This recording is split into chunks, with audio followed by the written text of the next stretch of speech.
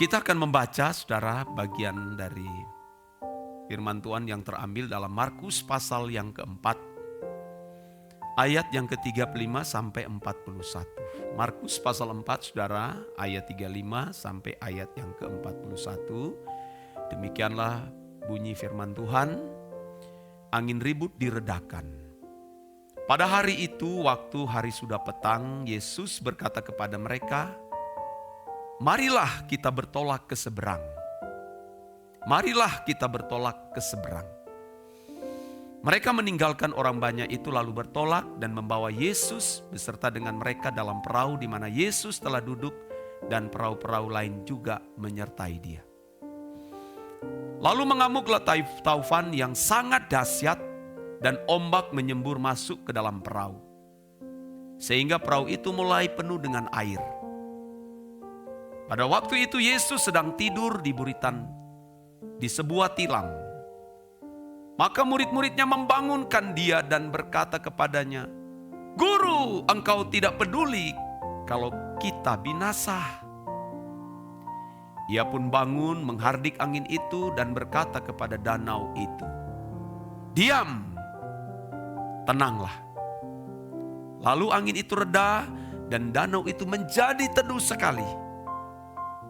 Lalu ia berkata kepada mereka, "Mengapa kamu begitu takut? Mengapa kamu tidak percaya?" Mereka menjadi sangat takut dan berkata seorang kepada yang lain, "Siapa gerangan orang ini sehingga angin dan danau pun taat kepadanya?" Saudara, selalu akan ada masalah pergumulan dalam kehidupan kita masing-masing. Iblis tidak pernah tinggal diam. Iblis akan selalu mendatangkan banyak perkara-perkara untuk menghalangi orang percaya menyeberangkan hidupnya di kekekalan. Kalau murid-murid Tuhan Yesus bersama-sama dengan Tuhan Yesus yang sedang mengajak mereka untuk kita ayo ke seberang. Iblis tidak tinggal diam. Dia mendatangkan banyak masalah, badai, ombak. Bahkan sampai ombak tersebut pun masuk ke dalam perahu. Karena setan tidak menginginkan kita mencapai tujuan. Murid-murid mencapai tujuan dari panggilan Yesus untuk ke seberang. Murid-murid sedang mengalami ketakutan yang begitu hebat. Tapi Yesus anehnya, saudara, dia tetap tidur diam, tenang dia. Tidak mudah, saudaraku, di tengah gelombang badai, terpaan menimpa kita, lalu kita seperti Tuhan Yesus, tenang. Tidak terganggu, saudara. Apakah Yesus tidak tahu? Yesus tahu.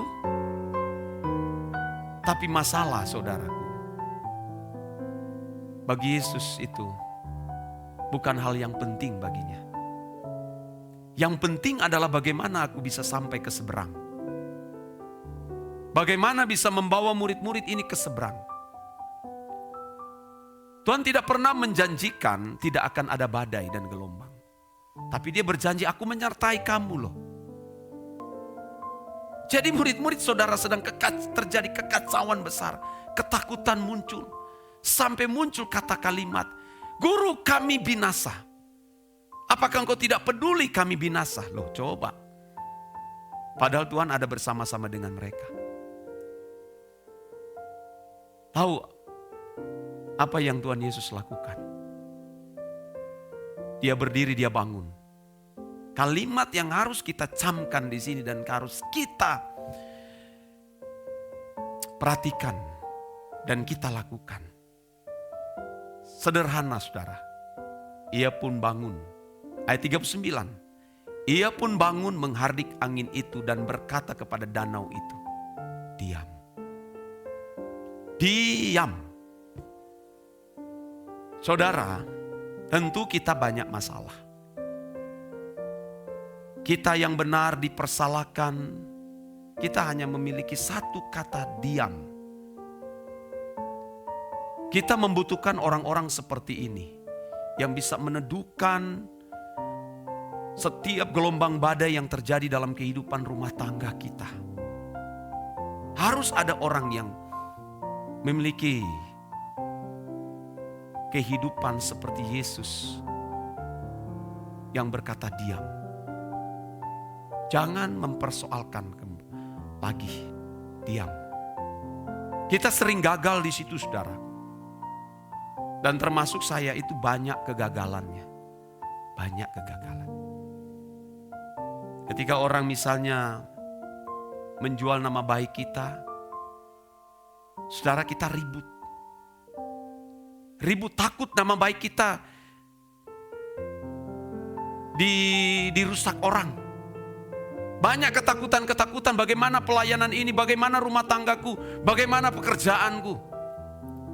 Akhirnya saudaraku, Tuhan mati, padahal Tuhan bersama-sama. Adakah di antara kita yang menjadi alat Tuhan untuk berkata? Tuhan bicara kepada saya, saudara, pada waktu saya berdoa sebelum memimpin doa pagi ini. Waktu saya menyanyikan lagu yang diciptakan Bapak Eras, ajarku diam, diam, tetap diam. Waduh, saudara, kayak ditempeleng, saudara, ditampar. Kita sedang melakukan penyeberangan hati kita di kerajaan Bapa. Kita sedang menuju ke seberang langit baru, bumi baru. Setan tidak pernah akan diam. Dia akan berusaha untuk bagaimana mengacaukan, menetangkan ombak yang besar dengan gelombang badai.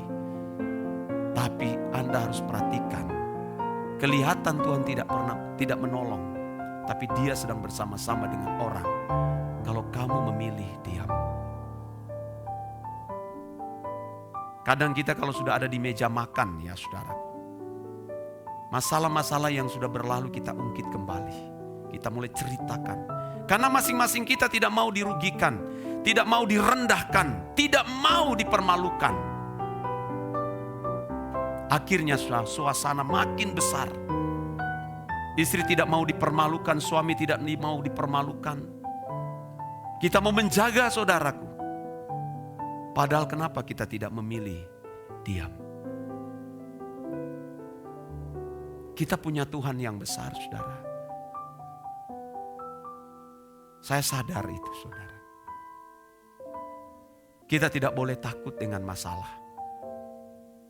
Sekalipun, saudara, orang menceritakan kejelekan kita, menjual nama baik kita, mempermalukan. Satu kata, diam dan tenanglah. Alkitab jelas mengatakan supaya kamu dapat berdoa. Setan tidak ingin kita memiliki persekutuan dengan Tuhan. Setan tidak menginginkan kita memindahkan hati di kerajaan Allah. Dia akan mendatangkan banyak hal. Dengan ketakutan-ketakutan, dengan kecemasan, dengan kekhawatiran.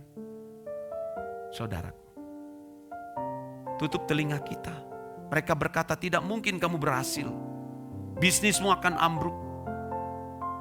Rumah tanggamu akan gagal. Diam dan tenanglah. Semua pasti akan berlalu. Karena Tuhan akan bersama-sama.